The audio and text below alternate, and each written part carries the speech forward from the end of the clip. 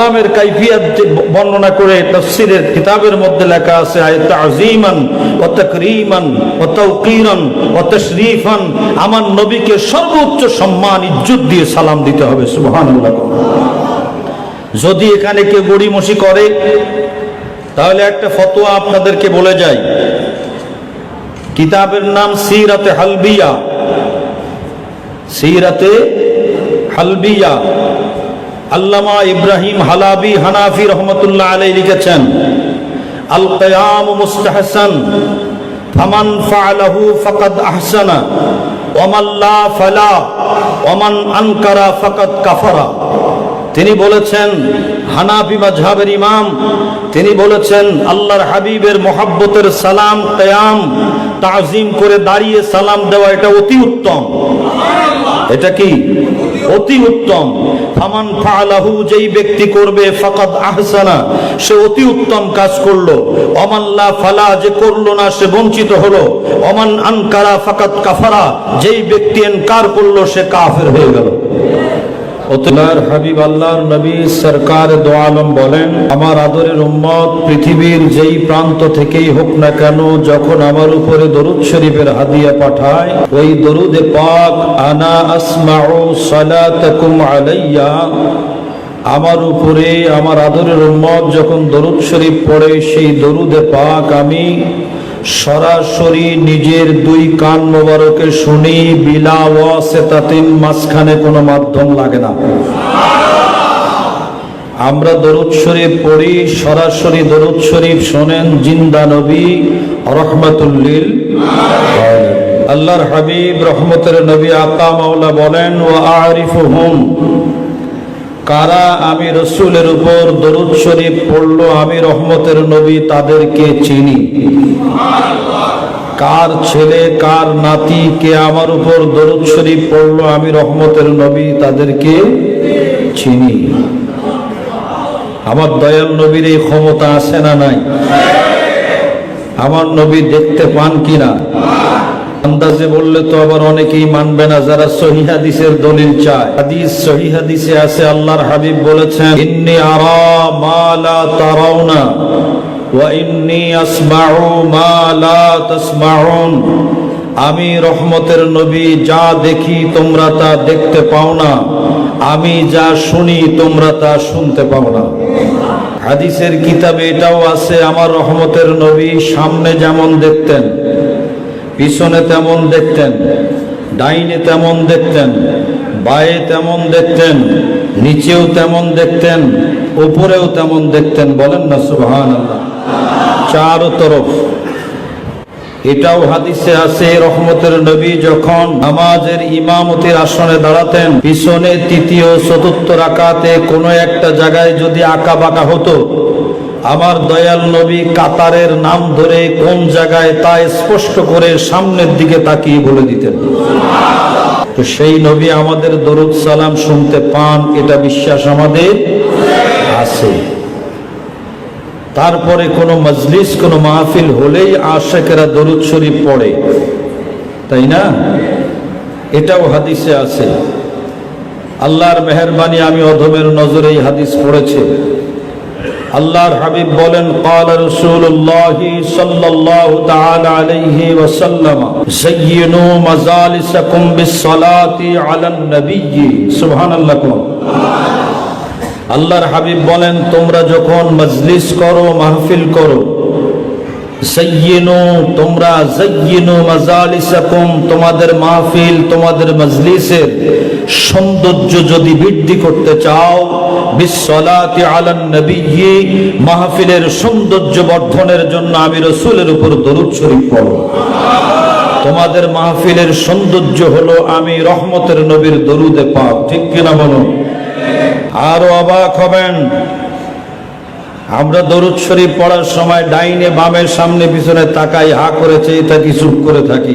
কিন্তু হাদিসে পাকে আছে, আল্লাহর হাবিব সরকার দো আলম রহমতের নবী বলেছেন, তোমরা যখন দরুদ শরীফ পড়ো, দরুদ শরীফ পড়ার সময় তোমাদের জবান থেকে যে আওয়াজটা বের হয়, শুধু আওয়াজ বের হয় না, তোমাদের জবান থেকে দরুদে পাক তেলাওয়াত শুরু করার সাথে সাথে মেশক আম্বরের একটা ঘ্রাণ বের হয়।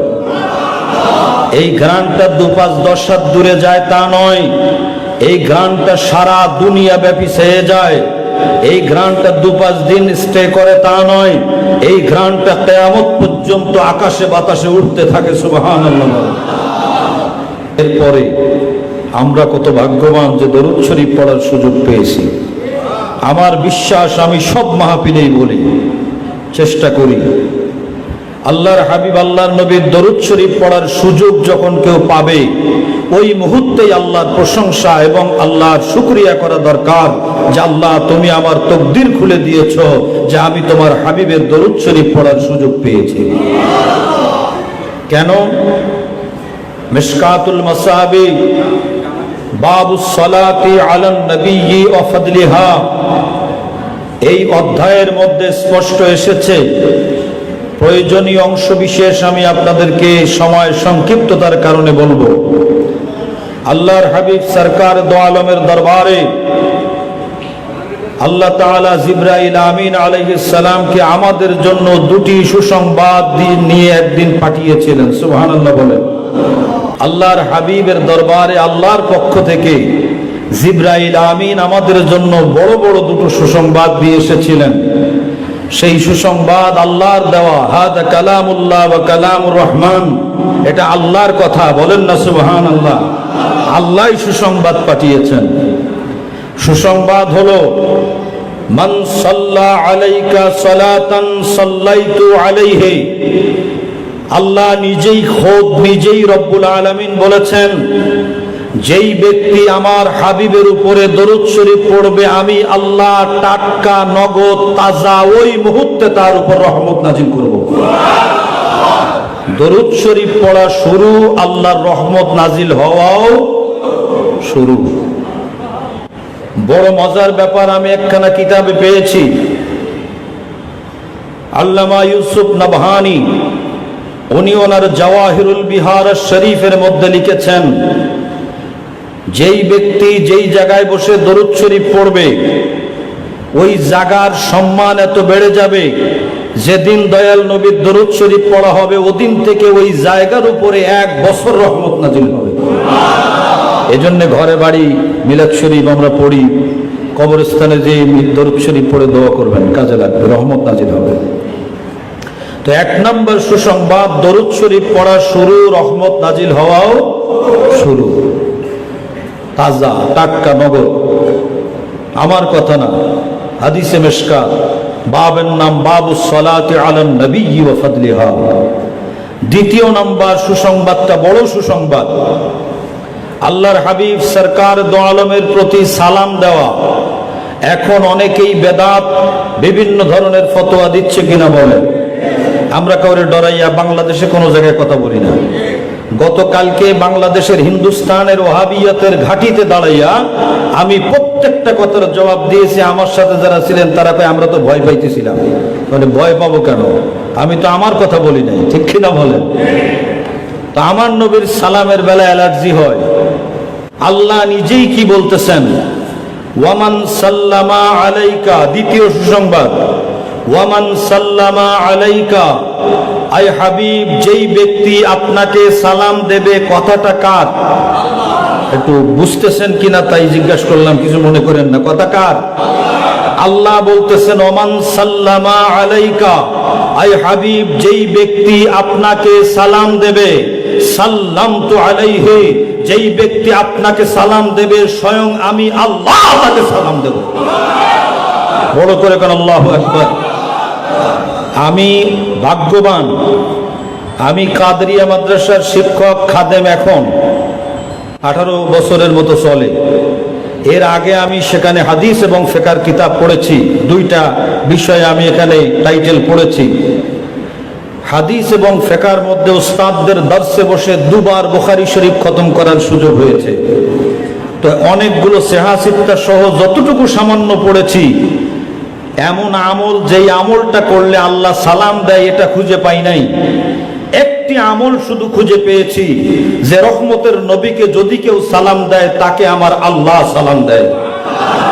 ওমান সাল্লামা আলাইকা, যেই ব্যক্তি আপনাকে সালাম করবে হাবিব, আমি আল্লাহ কথা দিলাম সাল্লামতু আলাইহি, আমার হাবিবকে কেউ সালাম করলে আমি আল্লাহ তাকে সালাম করব। অতএব এই সালামের পিছনে সালামের দাম কম না বেশি? রহমতের নবীর উপর সালামের দাম কম না বেশি? কথা বলবেন একটু, কম না বেশি? যদি সালামের দাম বেশি হয় তাহলে দামি জিনিসের পিছনে চোর লাগার সম্ভাবনাও বেশি। চোর এত ব্যাককল না যে নুন চুরি করবে, স্বর্ণ চুরি করার দিকে ব্যস্ত থাকে, দামি জিনিসের পিছনে চোর লাগে বেশি। অতএব দয়াল নবীর দরুদ ও সালামের বেলা কখনো কোনো ভাবে অবহেলা আমরা করার চেষ্টা করব না। আরেকটু বলে যাই, যেহেতু বললাম মিশকাত শরীফেও হাদিস আছে, তিরমিজি শরীফেও হাদিস রয়েছে। وعن ابن مسعود رضي الله تعالى عنهما قال قال النبي صلى الله تعالى عليه وسلم أولى الناس بيوم القيامة أكثرهم علي الصلاة رواه الترمذي। আল্লাহর হাবিব সরকার দো আলম রহমতের নবী বলেছেন, কিয়ামতের মহামাঠ মহাময়দানে ওই ব্যক্তি আওলা আওলা আওলা, আমার অধিক নিকটবর্তী থাকবে, আমার অধিক কাছে ওই ব্যক্তি থাকবে যেই ব্যক্তি আমার উপরে অধিক দরুদ শরীফ পড়েছে। তাহলে দরুদ শরীফ যার কম সে আমি নবী থেকে দূরে, আর দরুদ শরীফ যার বেশি সে আমি নবী পাকের কাছেই থাকবে। এরপরে সালামের ব্যাপারে আরেকখানা হাদিস শরীফ শোনাই। একই রাবি পরের হাদিস, ওয়ান ইবনে মাসউদ রাদিয়াল্লাহু তাআলা আনহুমা قال قال النبي صلى الله تعالى عليه وسلم ان لله ملائكه سيحين في الارض يبلغوني من امتي السلام। মহব্বতে বলেন না সুবহানাল্লাহ। আল্লাহ তাআলা একদল ফেরেশতা পাঠিয়েছেন একটা ডিউটি দিয়ে, শুধুমাত্র তাদের একটাই ডিউটি, তারা আল্লাহর জমিনের মধ্যে সাই করবে, ঘুরবে ঘুরবে ঘুরবে। তাদের ডিউটি হলো, আমার রহমতের নবী বলেন, যেই উম্মত আমার উপরে সালাত ও সালাম করতেছে, আমাকে সালাম দেয়, আমার উম্মতের সালামগুলো আমার কাছে ওই ফেরেশতারা পৌঁছে দেয়। উম্মত যদি সালাম না দেয় আমার নবীর কাছে পৌঁছাবে কি? উম্মত যদি কয় বেদাত। কোরআন শরীফে আল্লাহ বলেন ওয়াসাল্লিমু তাসলিমা। সালামের কাইফিয়ত বর্ণনা করে তাফসীরের কিতাবের মধ্যে লেখা আছে, আয়াত আযীমান ওয়া তাকরীমান ওয়া তাওকীরান ওয়া তাশরীফান, আমার নবীকে সর্বোচ্চ সম্মান ইজ্জত দিয়ে সালাম দিতে হবে। সুবহানাল্লাহ। যদি এখানে কেউ গড়িমসি করে তাহলে একটা ফতোয়া আপনাদেরকে বলে যাই। কিতাবের নাম সিরাতে হালবিয়া, সিরাতে হালবিয়া। আল্লামা ইব্রাহিম হালাবি হানাফি রহমতুল্লাহ আলাইহি লিখেছেন, আল কিয়াম মুস্তাহসান ফামান ফাআলাহু ফাকাদ আহসানা ওয়া মান লা ফালা ওয়া মান আনকারা ফাকাদ কাফারা। তিনি বলেছেন, হানাফি মাযহাবের ইমাম, তিনি বলেছেন আল্লাহর হাবিবের মহব্বতের সালাম, কিয়াম তাজিম করে দাঁড়িয়ে সালাম দেওয়া, এটা অতি উত্তম। এটা কি? অতি উত্তম। ফামান ফাআলাহু, যেই ব্যক্তি করবে, ফাকাদ আহসানা, সে অতি উত্তম কাজ করলো। ওমান লা ফালা, যে করলো না সে বঞ্চিত হলো। ওমান আনকারা ফাকাদ কাফারা, যেই ব্যক্তি ইনকার করলো সে কাফের হয়ে গেল। অতএব দয়াল নবীর দরুদ ও সালাম সামান্য সময় ধরে কিছু দলিল আপনাদেরকে দিয়ে গেলাম। আল্লাহ তাআলা আমাদেরকে একটু ভালোবেসে দরুদ শরীফ পড়ার তৌফিক দান করুন, এটা আমরা চাই।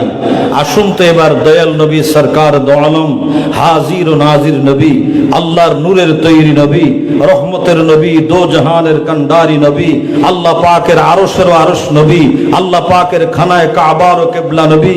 তিনি হলেন কাবার ও কিবলা, কাবা শরীফ পাথর দিয়ে বানানো কিবলা, আর আমার আপনার নবী হলেন আল্লাহর নূরের কিবলা। বলেন সুবহানাল্লাহ।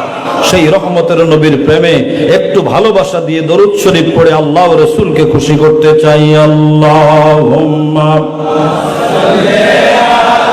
মারহাবা মারহাবা মাওলানা